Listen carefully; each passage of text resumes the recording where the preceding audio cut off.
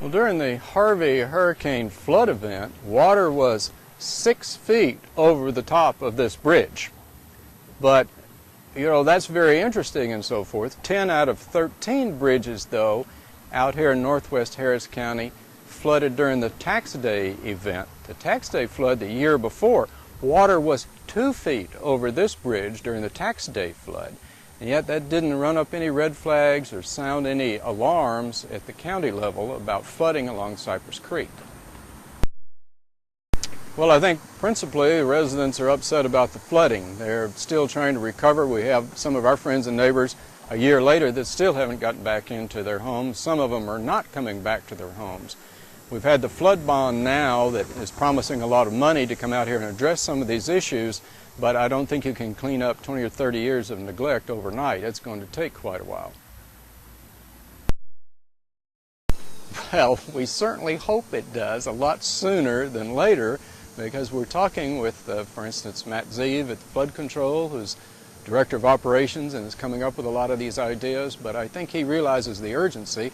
But then we have a problem with the money. We've got to get our political leaders to come forward. Even though we passed the bond, we've got to get the bond sold, and it would be very helpful if the governor would give us some money out of the rainy day fund for the flooding we had down here from Harvey, too, to start addressing these issues. It's been a year now and nothing's been done, so we need government to get moving.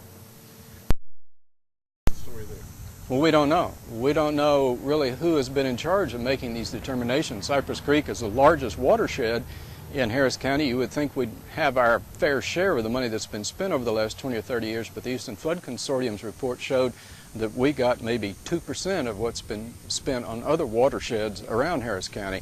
We're puzzled by that, and we haven't been able to find anybody that wants to take responsibility for making those decisions. We have a lack of leadership out here. We have a lack of political leadership. We have a lack of community leadership. This is in an unincorporated area that has a population the size of Fort Worth. Yet we've got really one guy running the thing, a county commissioner. Well, Fort Worth has an entire city government out there. We can't go forward with a 1920s style government out here and hope to be successful anymore.